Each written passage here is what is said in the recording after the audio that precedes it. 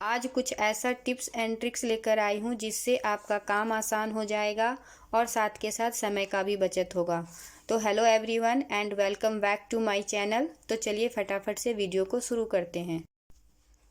आज का जो सबसे पहला ट्रिक है पेपर को कट करने से है। बच्चे जब पेपर को कट करते हैं तो सीजर का यूज करते हैं, बट कभी कभी ऐसा होता है बहुत इमरजेंसी होती है और सीजर इधर उधर रखा जाता है जिसके कारण वो मिल नहीं पाता है और पेपर को काटना भी बहुत ज़रूरी होता है। तो उस समय आप एक छोटा सा ट्रिक को फॉलो कर सकते हैं। बच्चों के पास तो स्केल हमेशा ही रहता है, तो आप स्केल ले लें और स्केल की हेल्प से इस तरीके से आप पेपर को आसानी से कट कर सकते हैं, आपको जितना भी कट करना हो। चलिए मैं एक बार और भी कट करके आपको दिखा दे रही हूँ। जितना भी कट करना है पेपर को उस हिसाब से फोल्ड कर लेना है और फोल्ड करने के बाद आप स्केल की हेल्प से धीरे धीरे बहुत ही आसानी से पेपर कट कर सकते हैं। तो पेपर कट करने के लिए जब सीजर ना मिले तो आप इस ट्रिक को फॉलो कर सकते हैं। तो चलिए देख लेते हैं अब अगला ट्रिक। तो जो अगला ट्रिक है वो चाय से रिलेटेड है। तो कभी ऐसा होता है चाय बनाने के लिए हम लोग रख देते हैं और अचानक से याद आता है कि अरे चाय में तो हमने अदरक डाला ही नहीं। तो उस कंडीशन में आप अदरक को डालने के लिए कद्दूकस वाला जो होता है उससे कद्दूकस करके ही अदरक को डालें। उस समय आप अदरक को क्रश करके नहीं डालें, क्योंकि उस समय जब अगर आप क्रश करके डालते हैं तो वो अच्छा सा फ्लेवर चाय में नहीं आ पाता है, और अगर आप कद्दूकस करके डालते हैं तो चाय में अच्छा सा फ्लेवर आ जाता है अदरक का। तो जब आप अदरक को डालना भूल जाएं तो आप इस ट्रिक को फॉलो करें।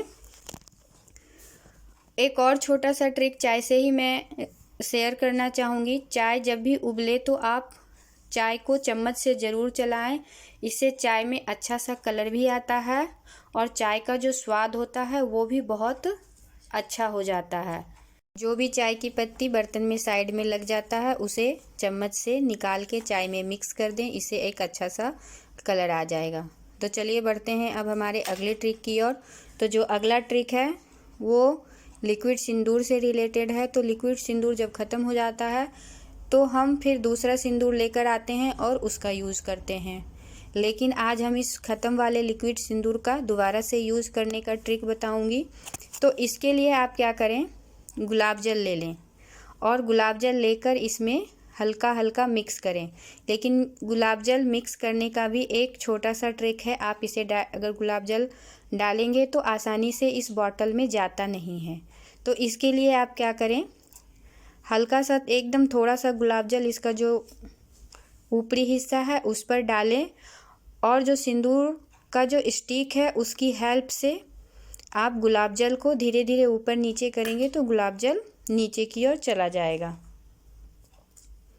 जैसा कि आप वीडियो में देख रहे हैं, मैंने गुलाब जल थोड़ा सा ऊपरी हिस्सा में डाला था और फिर स्टिक के थ्रू मैंने गुलाब जल को नीचे डब्बे में डाल दिया। तो इसी तरीके से 2-3 बार आप करेंगे, दो चार बूंद करके, तो ये लिक्विड सिंदूर का जो डब्बा है वो फिर से यूज़ करने के लायक हो जाएगा। तो एक बार लिक्विड सिंदूर को फेंकने से पहले इस ट्रिक को ज़रूर फॉलो कीजिए।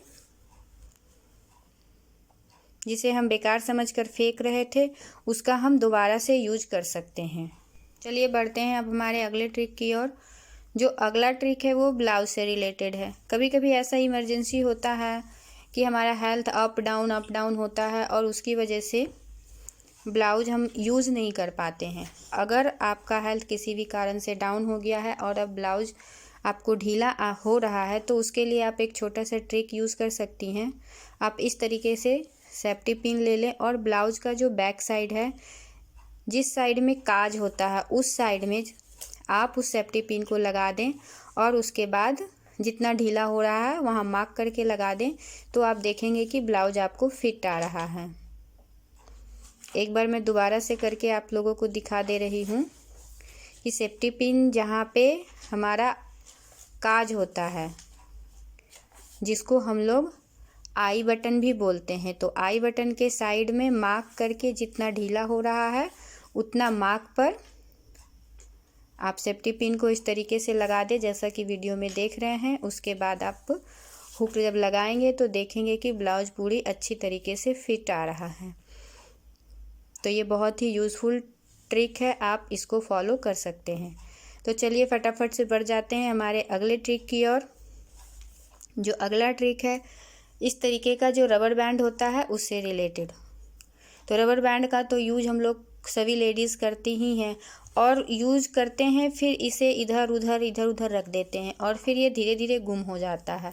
तो इसको अच्छे से ऑर्गेनाइज करके रखने के लिए आप सेफ्टी पिन ले सकते हैं।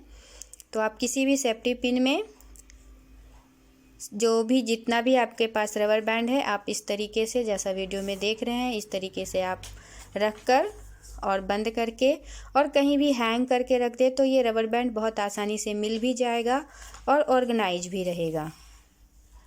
अब हम देख लेते हैं हमारा अगला ट्रिक। तो जो अगला ट्रिक है वो रोटी से रिलेटेड है। तो जब भी हम लोग कैसरोल में रोटी रखते हैं तो जो सबसे नीची वाली रोटी होती है, वो रोटी का जो गरम गरम हम रोटी रखते हैं तो वो पानी छोड़ देता और जिसकी वजह से वो नीचे का जो रोटी होता है ना, वो बिल्कुल ही पानी की वजह से ख़राब हो जाता है, जिसे अब हम लोग यूज नहीं कर पाते हैं और फाइनली हमें फेंकना ही पड़ता है। तो उससे बचने के लिए आप एक छोटा सा ट्रिक को फॉलो कर सकते हैं। जब आप रोटी बनाएं और तवा से रोटी को निकालते हैं तो निकालने के साथ ही इस तरीके से कोई भी बर्तन में छन्नी रख दे और छन्नी के ऊपर आप रोटी रखते जाएं। तो आप देखेंगे कि जो सबसे नीची वाली रोटी है वो जो भी पानी गर्माहट की वजह से छोड़ा है वो सब नीचे पतीले में ही इकट्ठा हो गया है। अब इसके बाद आप सारी रोटियों को कैसरोल में रख दें। और अगर आप चाहते हैं कि डायरेक्टली हमें कैसरोल में ही रोटी को रखना है तो उसके लिए आप क्या करें, इस तरीके का छोटी कटोरी का यूज कर सकते हैं।